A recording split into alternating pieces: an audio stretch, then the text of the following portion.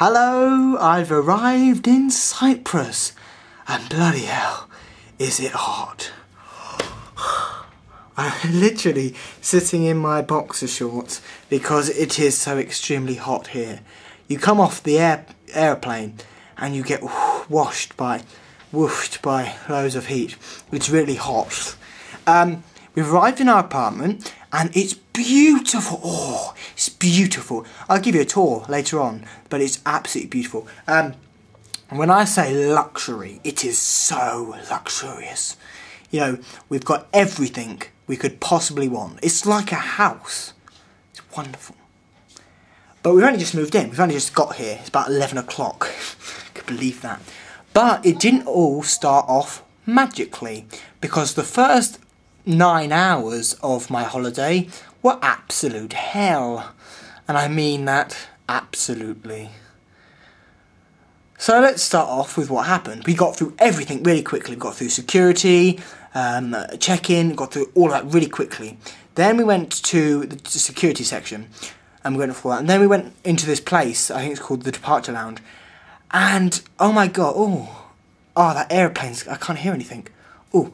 Then we get, we wait for about an hour, and we can board the plane at 8:35. But we wait about 30 minutes, and it still doesn't show us what gate number it is. And then we find out, and it says, the most irritating thing ever, it says, more information at 12 o'clock. And I absolutely break down in absolute anger. So, no, they can't do this. We've been waiting ages. And I go on a big rant and rave and start shouting all over the airport. Literally, like, shouting at everyone, saying, "Oh, you bastards, you bastards, you bastards," saying over and over again, trying to get someone to listen. Then, at 12 o'clock, we are redirected again. We've been waiting 3 hours, right, being bored shitless, doing nothing. And then we have to wait another 3 hours. So the flight's been delayed twice. And then finally, about 1:30, they say, "All right, enough's enough." And they split the plane into two sections, so half the people go on one plane, half the people go on the other. Because we were not disabled or old, we weren't allowed to go on the first flight. This irritated me, and I actually said, "Oh, why do disabled people get priority for? It should be done fairly." And the whole of Gatwick is corrupt. It is terribly corrupt. You know, first of all, what's corrupt is they don't know anything about equality. Absolutely nowhere. They know nothing about equality. Equality is when you treat people fairly, no matter who they are. If you want references, Merlin is a great reference to this, because that's all about equality. But equality basically says, like, "Oh, I'm not accepting you as a job. I'm not going to give you a job because you're black." That's equality. And they don't know anything about equality. So I didn't pay much for a ticket. I don't count as anyone important. But someone else paid loads of money, so they get to go first. Corrupt bastards. I was so angry, and towards the end of it, I was gonna. When I finally accepted that we had to wait 3 hours the first time, I was actually crying because my holiday had been ruined. There was tears in my eye because I was so upset that we had to wait this long, and I was annoyed because I didn't want. I hated how I was powerless to stop anything from going on. It was annoying. Eventually, after 9 hours in Gatwick Airport, we got on a plane. And I loved it. We got on the plane, it took ages to actually lift off. We lifted off and we went up in the sky. And to see those clouds was magical. We went up through the clouds and it was magical. Everything I've ever dreamed of. Going in those clouds was probably the most beautifulest thing I have ever seen. Just absolutely beautiful. You're in the clouds and you can see, and you go so high. You go so high. And everyone is really midget. Everything's really small. It's amazing. And then once we get in the sky, you think, oh, it's all over. It's not. You see, for about 2 or 3 hours, you see stuff. You see clouds. You see, it's wonderful. So many beautiful things to see. And then the journey was horrible. It was 4 hours long. And we met this guy, and I called him a bastard to start off with because he was getting irritated because I was being a bit naughty with the chair. But, you know, it's my chair, and he's put his chair right back on my chair.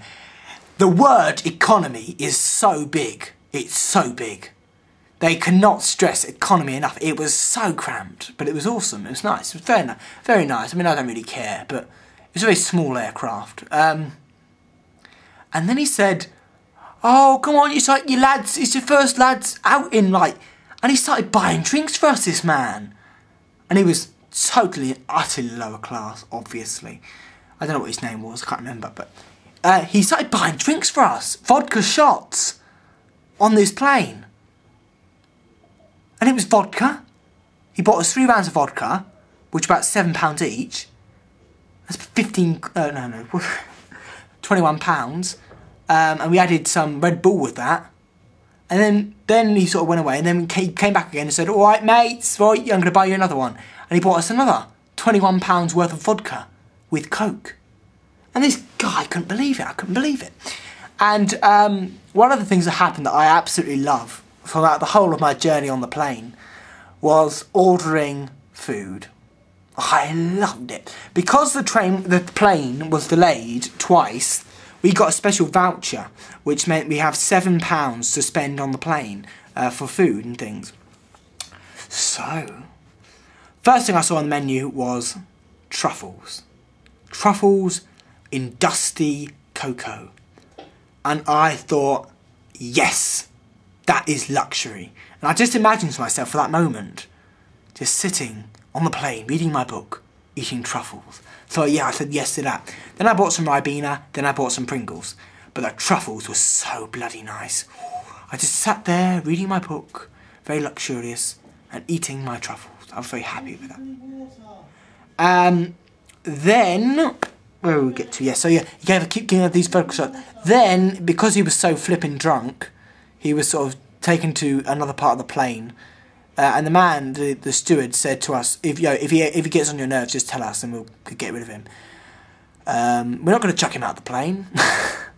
But, yeah, so the first part of the day was horrible. But then it improved when we were on the plane.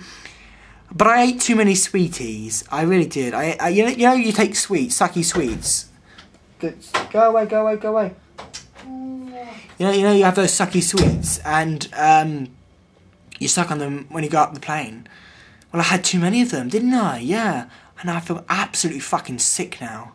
I feel sick as a dog. I feel so sick. I think a nice night in bed. I think I ate too much too. And I feel really sick. And on the way here, I was feeling so sick. I swear I was going to be sick. I said the first thing I'm going to do when I get in the hotel room is burst into that bathroom and be sick. I haven't been sick, so that's good. We arrived at the hotel, and I was feeling sick. And we took all our stuff, and the hotel looks wonderful. There's a lovely swimming pool, and when we came, everyone was doing karaoke. It was really nice, and everyone was looking at us like, yeah, I've got some new people here. Everyone's so goddamn nice. We met so many couples on the way here. We met this wonderful woman at Gatwick, who I call the Stripey woman, and she was so flipping nice to me. A wonderful woman, lovely, very posh woman. Then we met this really high-class couple on the way to customs, and they were like, "Oh yes, not many people get up for old people anymore." We did, and they were very nice people. So everyone in Cyprus is nice. Some people aren't. I had a fight with this guy in Gatwick because he said I shouldn't be shouting. He said, "Do you know what, mate? Just shut up." I said, "Why don't you shut up?" I had a good fight with him.